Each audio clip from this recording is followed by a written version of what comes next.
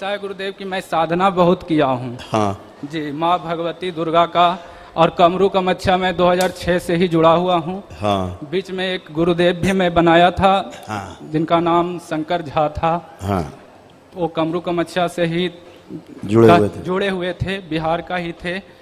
पर गुरुदेव जो आपका बिहार के लोग बहुत कामरू कामाख्या जाते हैं। जो मुझे जो तलाश थी पूर्ण गुरु का, वो पूर्ण गुरु मुझे करौली सरकार दरबार में ही प्राप्त हुआ। मैं गुरुओं को मानता नहीं था गुरुदेव, पर मैं मजबूर में, मेरे पितृ जो थे वो, मेरी माता पिता को अकाल मृत्यु हुआ और मृत्यु होने का कारण ये था गुरुदेव की एक पितृ ऐसे आए जो बोले मैं इसे बचने नहीं दूंगा। बिलाय खींचता था मेरी माँ को खाटी पर से, तो वो बोला कि मैं बचने नहीं दूंगा और तुम कुछ भी नहीं कर सकते हो क्योंकि तुम्हारा कोई गुरु नहीं है। तो हम बोले मेरा शंकर गुरु है, शंकर भोलेनाथ। तो वो बोले कि जो वो तुम्हारे गुरु नहीं बल्कि वो हमारे भी गुरु हैं, हमारे भी देवता हैं, तो उनसे कुछ नहीं, तुम्हारा कोई गुरु नहीं है।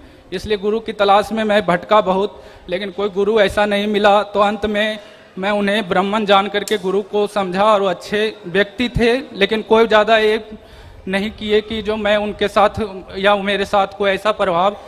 तो गुरुदेव अब आपके चरण कमलों में आया हूँ, और यहीं से गुरु पूर्ण गुरु का ये बेटा वो सही कहता था। आपको बता रहे हैं आप लोगों की जानकारी के लिए जी।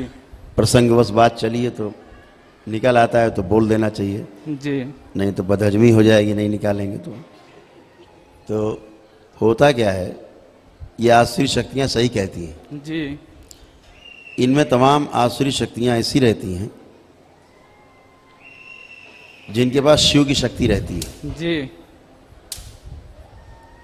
और वो शिव की शक्ति, चाहे वो शमशान काली हो, चाहे वो शमशान भैरवी हो, चाहे वो ताकतवर चुड़ैलें हों, जी चाहे वो रक्त काली हो, जी, ठीक, चाहे काली हो, जी चाहे अघोरी हो, जी, है ना, जी इन सब के पास शिव की शक्ति रहती है। जी, और यही एक कारण है जी, कि कोई भी तांत्रिक इनका नाखून भी नहीं उखाड़ पाता है, जी, क्योंकि अगर आपके पास शक्ति है तो उनके पास भी शिव जी, मौजूद है और वो शक्ति स्वयं होती है, जी, इसलिए हिलती नहीं है। जी, लेकिन आपका जो दरबार है करौली सरकार, जी,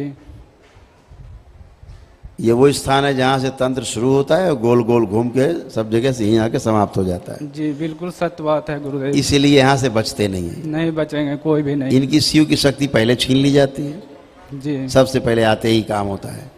जी, इनके सारे वरदान पहले छीन लिए जाते हैं जो शिव शक्ति के द्वारा प्राप्त होते हैं, जी, और इसीलिए इनका संहार हो पाता है। जी, इसीलिए यहाँ पे पूरी तरह नष्ट होते हैं और नकारात्मकता समाप्त होकर के ये सब सकारात्मक हो जाते हैं, जी, और सृष्टि में फिर से अपना काम चमकते हुए करते हैं, जी, क्योंकि ये गंदा इनको आदमी करते हैं।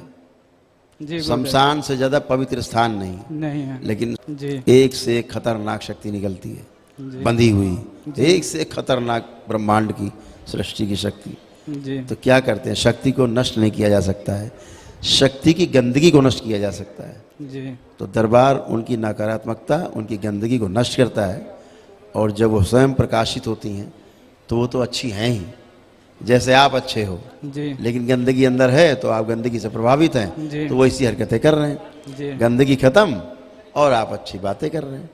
ऐसे शक्तियों के साथ भी होता है, जी, समझ रहे हैं। जी, तो ऐसे ही ये जितनी भी चीज़ें हैं, जी, इनके पास एक शक्ति होती है, वो शिव की होती है, वो छीन कोई पाता नहीं, जी, वरदान इनके कोई छीन पाता नहीं। जी, इसीलिए दैत्य, दानव, राक्षस, असुर कुछ भी यहाँ आते हैं, सबसे पहले उनकी शिव की शक्ति छीनी जाती है, क्योंकि शिव के उपासक होते हैं सब। जी, सारे दैत्य किसके उपासक हैं? शिव का। शिव के। जी, अब क्या कर लोगे उनका? कुछ नहीं। कुछ नहीं कर सकते। तो वही तो गुरुदेव। ठीक है, तो इस दरबार में आते पहले वरदान छीनते हैं उनके, सारी शक्तियाँ छीन जाती तो वो संगार हो जाते हैं, है ना। जी, तो इसीलिए वो सही कहता था आपको कि मैं भी शिव का उपासक, मेरा क्या कर लोगे। और सच में मैं कुछ नहीं कर पाया गुरुदेव, क्योंकि मैं माँ को बहुत साधना किया हूँ। मेरा साधना बहुत अटल है, और मेरा जो साधना में जिस साधना माँ में लग कैसे जाता हूं- तलवार चलाएगी शिव पे? जी, शिव का अंश तप के रूप में सामने आश्री शक्ति लिए बैठी है छाती में, जी, माँ तलवार कैसे उठाए? कैसे उठाए तलवार? जी गुरुदेव। नहीं उठता। मेरी कोई फोटो लगाए रहता है यहाँ बैच में, जी गुरुदेव। उस पे माँ की तलवार नहीं उठती, वो तो शिव है। जी गुरुदेव। वहाँ कहाँ तलवार उठती है? ये तो बात सत्य है माँ गुरुदेव। तलवार नहीं उठाती, सत्य है फोटो लगाए।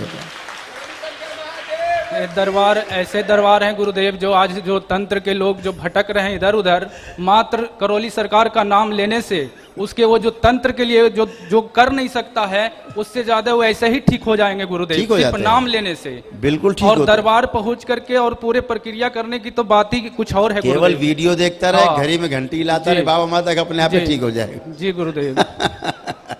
है ना? जी गुरुदेव। बस कारण क्या होता है कि वो तमाम डीएनए जुड़े रहते हैं उसके, तो गंदगी खिंच खिंच के उसमें आती रहती है बस। इसीलिए दरबार में कहा जाता है कि कोई हवन शुरू करने से पहले एक काम कर ले कि संकल्प करके डीएनए बना ले जी। कि 4 का 10 का 20 का जितने परिवार में है बना लिया, तो उतने की गंदगी निकलती है। अभी क्या होता है, सब जगह डीएनए जुड़े हैं, जी। तो जब यहाँ दरबार आता है सबका खिंच के आना शुरू होता है, जी गुरुदेव। तो वो थक जाता है खींचते खींचते। हैं? जी। तो सब अच्छे होंगे। आरोग्य का हवन जरूर कर लेना। जी गुरुदेव। ठीक है? जी अभी सब ठीक हो, टन है। अभी कंपन हो रहा था, अब तो कंपन नहीं हो रहा है? कंपन हल्का हो रहा है गुरुदेव, हो रहा है? बात कर रहा हूँ तो हो रहा है। आंखें बंद करो, जी। हृदय गति सामान्य की जाए और कंपन हटा दिया जाए। ओम शिव नष्ट करके सेवकाओं को खिला दिया जाए। बैलेंस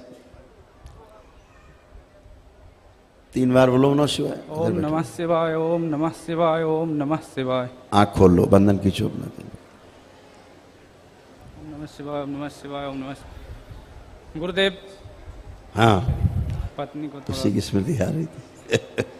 तभी उसको इतना हमने ज्ञान दिया, बताया, क्योंकि वो जानना चाहता था खुद ही।